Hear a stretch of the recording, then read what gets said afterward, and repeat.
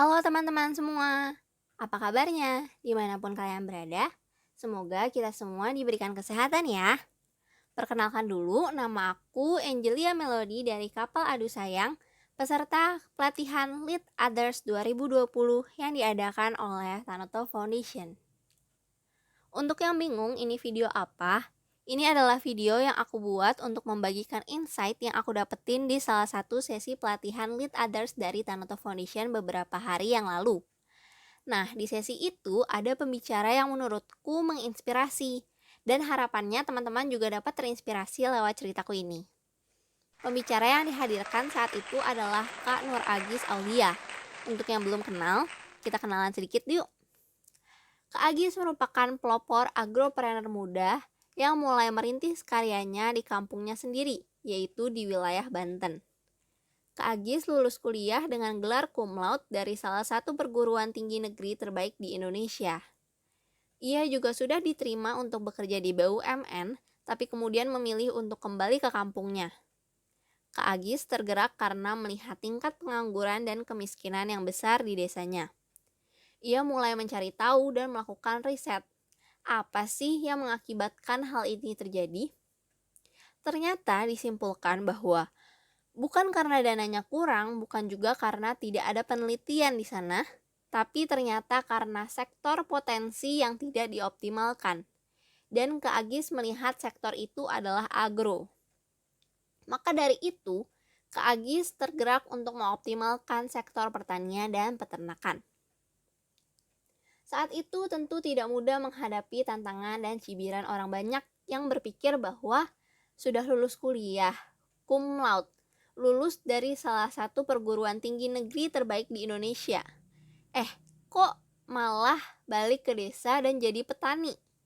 Juga tantangan terbesar Kak Agis saat itu untuk meyakinkan orang tua dan keluarganya. Dan Kak Agis sudah membuktikan bahwa melakukan bisnis dengan memajukan sektor pertanian dan peternakan juga bisa mendapatkan kesuksesan.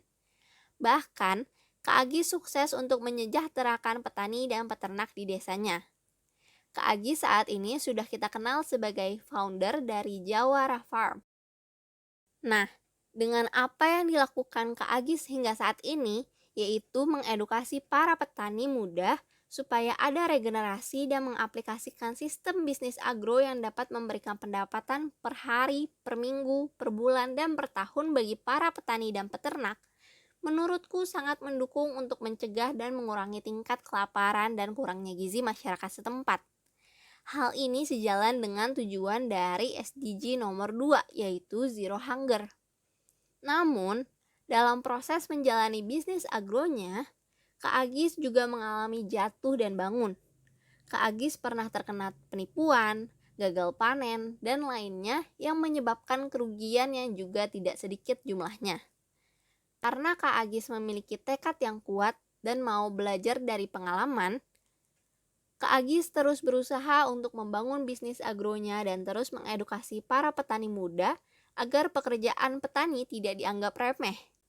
Karena pada dasarnya, apapun pekerjaannya, selama itu adalah hal yang baik dan kita melakukan yang terbaik, tidak ada pekerjaan yang lebih tinggi atau lebih rendah. Nah, sekarang aku akan bagikan juga beberapa hal dari apa yang dibagikan oleh Kak Agis di sesi Lead Others beberapa hari yang lalu.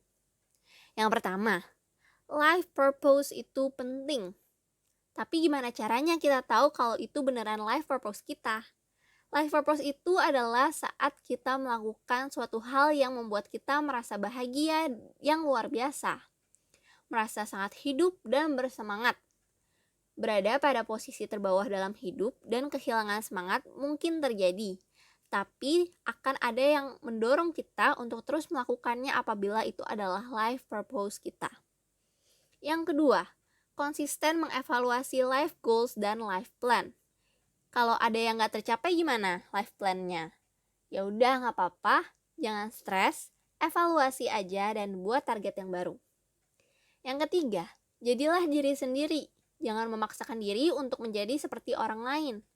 Karena kalau gak jadi diri sendiri, lama-lama tubuh kita akan capek sendiri.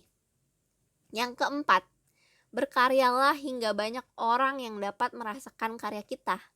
Walaupun saat pertama-tama mungkin tidak dipercaya dan tidak didukung seperti cerita dari Kak Agis, selama kita melakukan hal yang baik, tetaplah semangat, berikan yang terbaik, dan buktikan.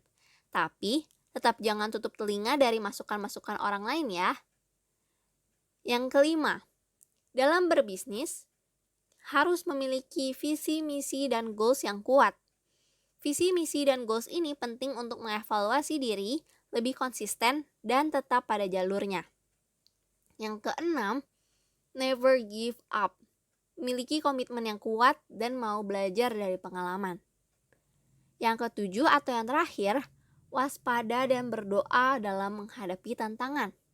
Kita harus memegang teguh integritas karena tantangan berupa penipuan dan godaan untuk mengambil hak yang bukan milik kita itu pasti akan menghampiri kita. Kepercayaan itu mahal harganya, jadi harus dipertahankan dan diperjuangkan. Yuk kita sama-sama belajar untuk mengenali diri, mengetahui goals yang ingin kita tuju, menjadi diri sendiri, berkarya, dan memberikan manfaat bagi banyak orang, pantang menyerah, menghadapi tantangan, dan terus berdoa. Seperti yang dikatakan salah satu mentor Kak Agis, kalau ada tantangan, berarti kamu mau naik kelas, jadi hadapilah. Itu aja yang mau aku bagikan ke teman-teman. Mungkin kalau dibayangin agak susah ya untuk melakukannya, tapi ingat, jangan putus asa dan tetap semangat untuk memberikan yang terbaik dan bermanfaat bagi banyak orang. Like kalau kamu juga terinspirasi, dan share ke teman-teman kamu supaya lebih banyak orang lagi yang terinspirasi dan termotivasi.